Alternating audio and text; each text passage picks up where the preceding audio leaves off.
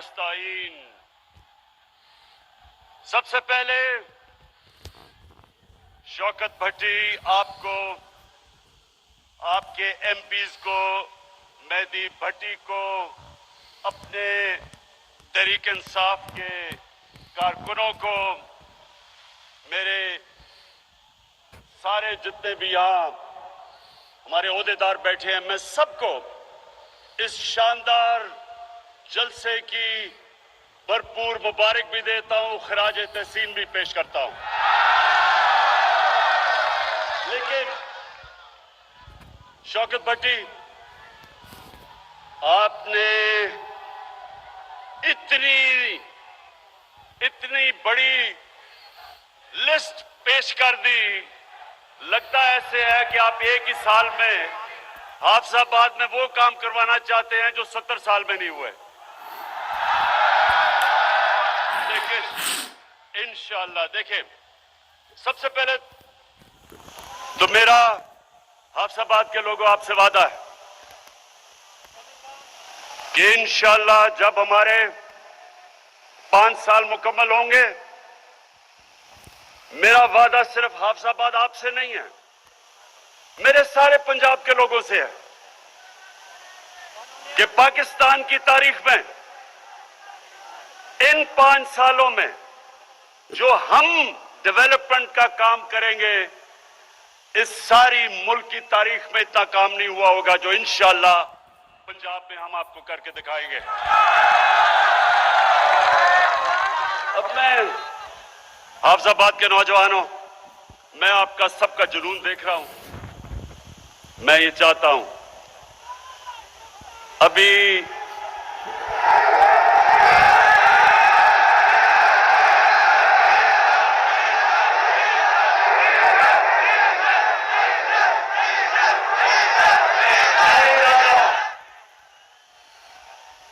कि ये जो आज मैं आपसे बातचीत करने आया हूं,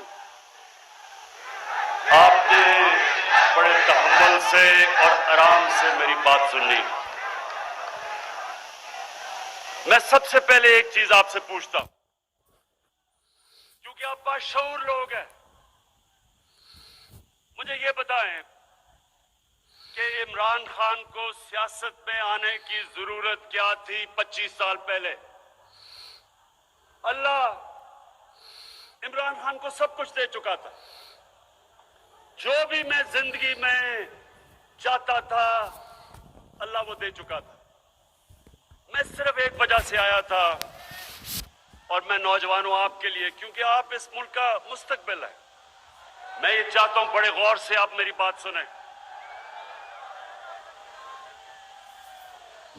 पाकिस्तान क्यों बना था? ये मुल्क इल्लामा इकबाल की जो ख्वाब थी, हम सब अपने आप से पूछे कि क्या जरूरत थी पाकिस्तान की बनाने की? ये एक बड़े मकसद के लिए बना था, और आप अगर जब तक इसको नहीं समझेंगे, हम कौम नहीं बनेंगे। क्योंकि एक कौम तब बनती है वो जब एक नजरिए पे खड़ी होती है। नजरिए के बगैर कौम नहीं बन सकती। वो एक अवाम का हजूम होता है, उसके अंदर कभी आप सुनेंगे कि जाग पंजाबी जाग, कभी आप सुनेंगे सिंधु जैश, कभी पख्तूनिस्तान, कभी बलूचिस्तान की आजादी की तहरीक। क्योंकि जब तक मेरी कौम को मकसद ना पता चले पाकिस्तान बनाने का, हम कौम नहीं बन सकते। और जब एक कौम अपने नजरिए से हटती है, मेरे पाकिस्तानियों, वो कौम तबाह हो जाती है। हमने एक अजीम कौम बनना था, नहीं बने। और आज मैं आप सबके सामने पहले तो ये रखता हूं कि नजरिया था क्या पाकिस्तान का? नजरिया पाकिस्तान का इल्लामा इकबाल ने बड़ा वाज़ेह किया था کہ ہم نے وہ ریاست بننی تھی، ہم ساری قوم نے اکٹھا ہونا تھا اس نظریے پہ جو نظریہ ہمارا نبی صلی اللہ علیہ وسلم کا تھا، اور انہوں نے ایک ریاست بنائی تھی، مدینہ کی ریاست۔ وہ کیوں اللہ ہمیں کہتا ہے کہ اپنے نبی کی سنت پہ چلو؟ کیونکہ وہ مدینہ کی ریاست کے اوپر کئی صدیوں تک مسلمانوں نے دنیا کی امامت کی۔ جیسے جیسے وہ ان اصولوں سے پیچھے ہٹتے رہے، مسلمان نیچے آتے رہے۔ تو میرے نوجوانوں، میں نے فیصلہ کیا کہ میں اپنی قوم کو اس کی تربیت کے لیے ایک اتھارٹی بناؤں جس کا نام رحمت للعالمین اتھارٹی۔ اس کا مقصد کیا؟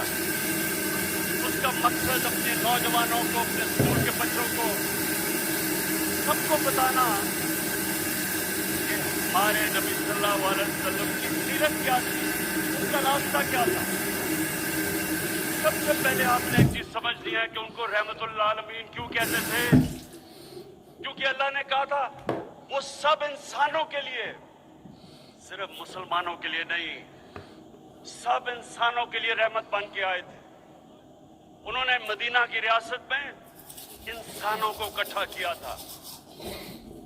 اس میں عیسائی بھی تھے، اس میں یہودی بھی تھے، اس میں کافر بھی تھے۔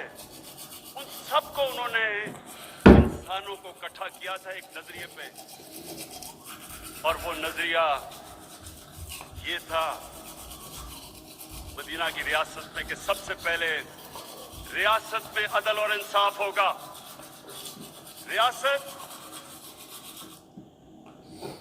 انسانوں کو ایک ہی قانون سب انسانوں کو رکھے گی، یعنی کہ طاقتور اور کمزور ایک ہی قانون کی حکمرانی، انصاف۔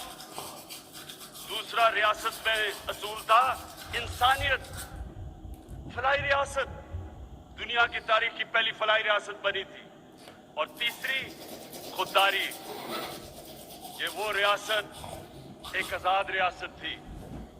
اور ان تینوں کے اوپر بھی میں بات کروں گا، لیکن انہوں نے اس سے عوام کے لیے اللہ نے مدینہ کی ریاست میں جو قرآن کی آیت تھی، امر بالمعروف والنہی عن المنکر، اللہ نے انسانوں کو کہا کہ ریاست کی تو ذمہ داری انصاف دینا، خوددار قوم، انسانیت، فلاحی ریاست، لیکن عوام کی ذمہ داری کیا تھی؟ کہ تم اچھائی کے ساتھ کھڑے ہوگے اور برائی کے خلاف جہاد کرو گے۔ یہ سمجھ جائیں کہ اللہ نے انسان کو یہ اجازت نہیں دی تھی کہ ایک طرف برائی ہو رہی ہو اور آپ انسان کہے جی کہ میں تو کسی کی طرف پہ نہیں ہوں۔ یہ میں 25 سال سے اپنی قوم کو بتا رہا ہوں کہ جب تک ایک قوم برائی کے خلاف نہیں کھڑی ہوگی، اس قوم میں برائی بڑھ جائے گی، اس قوم آگے نہیں بڑھے گی۔ جب ایک قوم دیکھے گی کہ ظلم ہو رہا ہے، ظلم کے خلاف نہیں کھڑے ہوں گے، ظلم بڑھ جائے گا۔ جب ایک قوم دیکھے گی کہ کرپشن بڑھ رہی ہے اور قوم کچھ نہیں کرتی، تو معاشرے میں کرپشن بڑھ جائے گی۔ جب ہم آپ دیکھتے ہیں کہ معاشرے میں سیکس کرائم بڑھتی جا رہی ہے، بچوں سے زیادتیاں، ریپ، یہ معاشرہ اس کا مقابلہ کرتا ہے۔ تو میں سب سے پہلے اپنی قوم کو یہ بتانا چاہتا ہوں کہ میں 25 سال سے اپنی قوم میں تبلیغ کر رہا ہوں کہ آپ کے اوپر فرض ہے کہ ہم سب، اگر ہم نے عظیم قوم بننا ہے تو ہمیں سب اچھائی کا ساتھ دینا ہے۔ ہم جب دیکھیں کہ ملک کے نام پر کرپٹ لوگ، مجرم، عدالتوں میں جن کے کیس वो जब सब खड़े होके एक तरफ कोशिश करते हैं कि मुल्क की रियासत को गिराने के लिए, पैसा चलाने के लिए, लोगों को खरीदने के लिए, चोरी के पैसे से लोगों के जमीर खरीदने के लिए, तो रियासत की जिम्मेदारी होती है इसके खिलाफ आवाज बुलंद करना, अवाम की जिम्मेदारी होती है, अदलिया की जिम्मेदारी होती है, इलेक्शन की जिम्मेदारी होती है। कौम मुकाबला करती है इसका। मैं नौजवानों मगरिब में अपना बड़ा टाइम गुजारा क्रिकेट की वजह से। आप यकीन करें कि उनकी जमहूरियत के अंदर किसी की जुर्रत नहीं हो कि वो किसी एमपी के ऊपर, मेंबर ऑफ पार्लियामेंट का जमीर खरीदने की कोशिश करे। उनकी जरूरत नहीं होती, ना एमपी की, मेंबर पार्लियामेंट की जरूरत होती है बिकने की, क्योंकि उन्हें पता है कि वो माशरे में नहीं अपनी शक्ल दिखा सकेंगे। एक नौजवानों ये जरा गौर से सुने, ये सारी जिंदगी बातें आपको काम आएंगी। अमेरिका के अंदर एक बड़ा अमीर आदमी था, उसका नाम बर्नी मैडॉफ था। बहुत अमीर आदमी था, सारे बड़े बड़े लोग उसको जानते थे, फिल्म स्टार वगैरह सब जानते थे। वो करप्शन में पकड़ा गया। अब नौजवानों ये सुनो, उसे हुआ क्या? जब वो करप्शन में पकड़ा गया, उसके बड़े बेटे ने खुदकुशी की। उसका जो दूसरा बेटा था वो घर से ना निकला और घर बैठा बैठा ही मर गया बीमारी में। उसकी बीवी ने तलाक दी। उसकी बहन और उसके खामद ने, उसको पता था जगह खत्म हो गई। जब एक कौम अमर बिल मरूफ पे खड़ी होती है, खौफ होता है लोगों को ऊपर। डिबेट्स करवाएं, मुल्क का कैरेक्टर बनाएं। एक जब मदीना की रियासत खड़ी हुई थी तो हमारे नबी सल्लल्लाहु अलैहि वसल्लम ने उनका कैरेक्टर, उनको लोगों को उठा दिया था, इखलाकियात उठा दी थी। और इसलिए एक तो ये वजह है कि मैंने ये अथॉरिटी बनाई कि सीरत, नबी की सीरत बच्चे बच्चे को पता हो, फिर वो जो मर्जी करना चाहता है करे, लेकिन हम अपनी रियासत, अपने लोगों में शऊर पैदा करें कि उनको पता तो चले कि ये मुल्क बना क्यों था। हमने तो एक मिसाल बनी थी दुनिया में कि एक मिसाली इस्लामी रियासत क्या होती है। ये तो इलामा इकबाल की सोच थी। तो मैं सबसे पहले ये कहना चाहता हूं कि मैं 25 साल पहले जब सियासत शुरू की थी तो मैं इसलिए नहीं आया था कि टमाटर की क्या कीमत है और आलू की क्या कीमत है। मैं इसलिए आया था कि मैं पाकिस्तानियों को एक कौम बनाना चाहता था।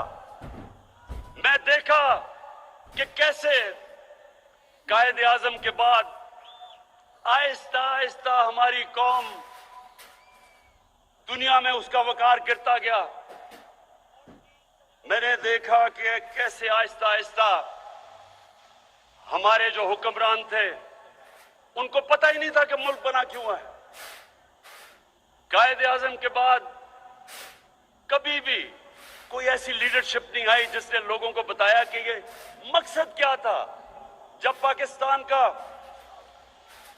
पाकिस्तान बनने का ये नारा लगा था कि पाकिस्तान का मतलब क्या, तो ला इलाहा इल्लल्लाह जो नारा था वो इसमें फलसफा था कि कैसे हमने एक गैरतमंद और अजीम कौम बनना है।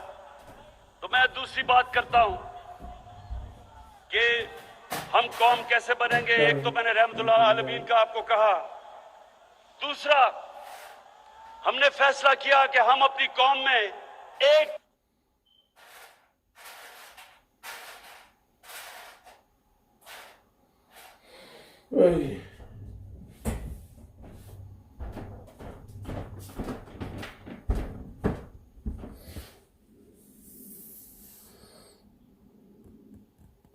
मैं सच का पैगाम लेके आया हूं और दुनिया की तारीख शाहिद है कि 10 साल के अंदर अंदर उन 2 खत के बाद दोनों सुपर पावर्स घुटने टेक गई मुसलमानों के सामने। तो हाफिजाबाद के लोगों सुनो, लीडर कभी किसी के सामने झुकता नहीं है। हमारे नबी सल्लल्लाहु अलैहि वसल्लम ने उन्होंने उनकी सुन्नत यह है कि ला इलाहा इल्लल्लाह इंसान को गैरत देता है। जब वो एक इंसान ला इलाहा इल्लल्लाह पढ़ लेता है, वो किसी झूठे खुदा के सामने नहीं झुकता। और हमारी बदकिस्मती कि हमारे जनाब यहां का प्राइम मिनिस्टर अमेरिकी सदर के सामने बैठता है, काम पे टांग रही होती है उसकी, हाथ में पर्ची पकड़ी हुई होती है कि कहीं मेरे मुंह से कोई गलत चीज ऐसी ना हो जाए कि अमेरिका का सदर नाराज ना हो जाए। जब एक मुल्क का लीडर इस तरह किसी के सामने टांगे कंपाता है, तो उसके बाद वो कौम को गिरा देता है, कौम गिर जाती है। कौम को तो लीडर उठाता है। हमारा जो लीडर, सबसे अजीम लीडर कायदे आजम मोहम्मद अली जिन्ना, एक गुलाम हिंदुस्तान में आजाद लीडर था, एक आजाद इंसान था। उसको देख के मुसलमानों को फख्र होता था, कभी किसी के सामने नहीं झुकता था। और हमारी अभी क्या हुआ जरा ये सुने। यूरोपियन यूनियन के एम्बेसडर्स ने मिल के खत लिखा कि इमरान खान को और हमारी हुकूमत को रूस के खिलाफ बयान देना चाहिए। अब ये सारे प्रोटोकॉल के खिलाफ है, ये सारे डिप्लोमेटिक प्रोटोकॉल्स के खिलाफ है कि एम्बेसडर्स ओपन लेटर लिखते हैं। और मैंने उनकी सही तनकीद की। मैंने उनको ये कहा कि तुमने हिंदुस्तान से इस तरह जुर्रत है खत लिखने की, और किसी मुल्क को लिखोगे ऐसा खत? और मैंने ये पूछा कि हम एक आजाद मुल्क हैं, हम किसी के गुलाम नहीं हैं। हमारे यहां अब ये सुने, पहले तो 2-3 लोगों की स्टेटमेंट्स आ गई। फजल रहमान ने कहा जी बड़ा इमरान खान ने बड़ा जुल्म कर दिया।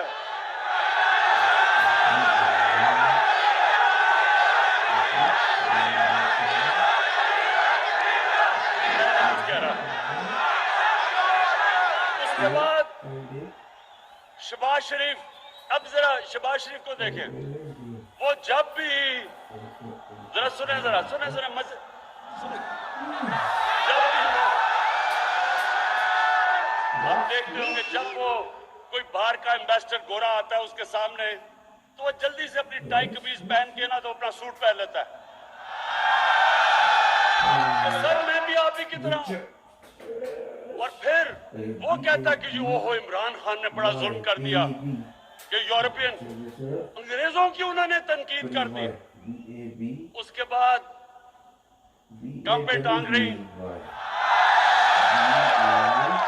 बिलावल कहता है वो हो इमरान खान ने पाकिस्तान पे जुल्म कर दिया। मेरे पाकिस्तानियों जरा गौर से सुने, मैं इन सबसे बेहतर मगरब को जानता हूं। मेरी जिंदगी के कितने साल गुजरे, क्रिकेट खेलता था सारी दुनिया में।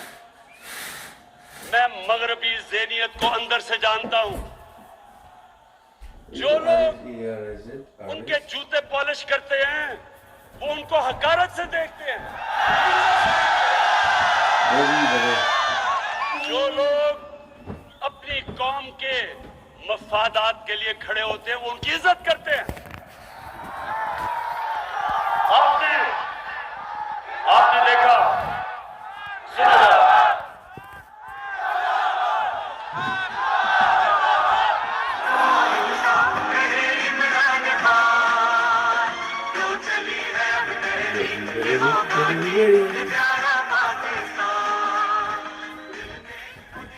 देखिए, नौजवानों, अपनी जिंदगी का एक असूल बना लें। दुनिया उस इंसान की इज्जत करती है जो अपनी इज्जत करता है। जो इंसान या मुल्क अपनी इज्जत नहीं करता, दुनिया उसकी इज्जत नहीं करती। हमारे मुल्क में 10 सालों में, ये जरा गौर से सुने, 10 सालों के अंदर 2008 से लेकर 2018 तक 400 से ज्यादा ड्रोन अटैक्स किए उस मुल्क ने जिसके लिए हम जंग लड़ रहे थे। हमारे दो सरबराह आसिफ जरदारी और नवाज शरीफ, एक दफा इन्होंने उसकी मजम्मत नहीं की।